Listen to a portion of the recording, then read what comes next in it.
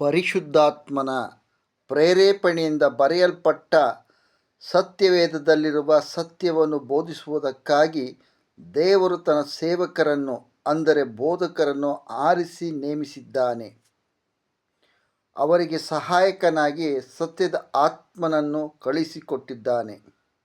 ಸತ್ಯವೇದವನ್ನು ಯಥಾವತ್ತಾಗಿ ಅಂದರೆ ಅದಕ್ಕೆ ಒಂದನ್ನೂ ಸೇರಿಸದೆ ಮತ್ತು ಅದರಿಂದ ಒಂದನ್ನೂ ತೆಗೆಯದೆ ಬೋಧಿಸಿದಾಗ ಮಾತ್ರ ದೇವರಿಗೆ ಮಹಿಮೆ ಉಂಟಾಗುತ್ತದೆ.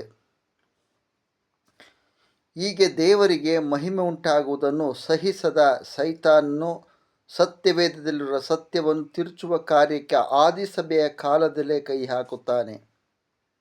ಅದಕ್ಕಾಗಿ ದುರಾತ್ಮಗಳನ್ನು ನೇಮಿಸುತ್ತಾನೆ.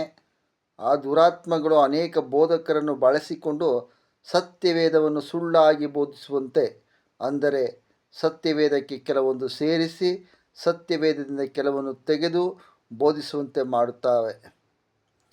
ಹಾಗೆ ಮಾಡುವುದರ ಮೂಲಕ ಸತ್ಯವೇದದ ಸತ್ಯವನ್ನು ತಿರುಚುವಲ್ಲಿ ಸೈತಾನನು ಯಶಸ್ವಿಯಾಗುತ್ತಾನೆ.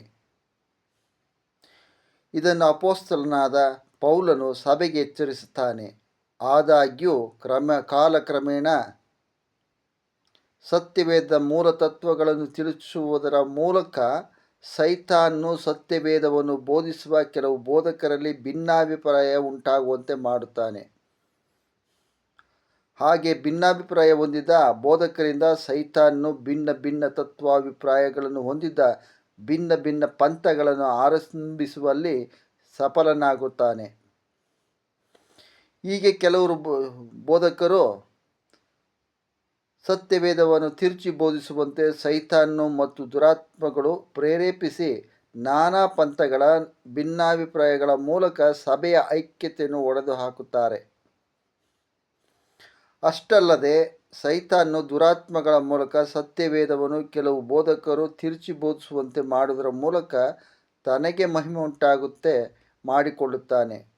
ಕಾಲ ಕಳೆದಂತೆಲ್ಲ ಅನೇಕ ಬೋಧಕರು ಪವಿತ್ರಾತ್ಮನಿಂದ ಪ್ರೇರಿತವಾಗಿ ಬರೆಯಲ್ಪಟ್ಟ ಸತ್ಯವೇದವನ್ನು ಸತ್ಯವಾಗಿ ಬೋಧಿಸುವುದರ ಬದಲು ದುರಾತ್ಮ ಪ್ರೇರಿತರಾಗಿ ಸುಳ್ಳಾಗಿ ಅಂದರೆ ತಪ್ಪಾಗಿ ಬೋಧಿಸಲು ಆರಂಭಿಸುತ್ತಾರೆ.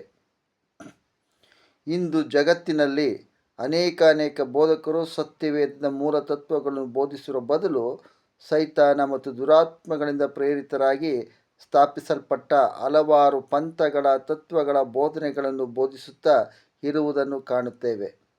ಇದರಿಂದ ದೇವರಿಗೆ ಮಹಿಮೆ ಉಂಟಾಗರ ಬದಲು ಸೈತಾನಿಗೆ ಮಹಿಮೆ ಉಂಟಾಗುತ್ತಿದೆ.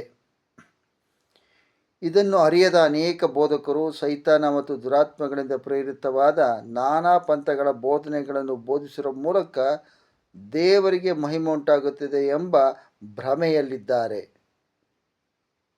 ಅಂತಹ ಬೋಧಕರು ತಮ್ಮ ಭ್ರಮೆಯಿಂದ ಹೊರಬಂದು ನಾನಾ ಪಂಥಗಳ ಬೋಧನೆಗಳನ್ನು ಬಿಟ್ಟು ಸತ್ಯವೇದದಲ್ಲಿರುವ ಸತ್ಯವನ್ನೇ ಬೋಧಿಸಿದಾಗ ಮಾತ್ರ ದೇವರಿಗೆ ಮಹಿಮೆ ಉಂಟಾಗುತ್ತದೆ.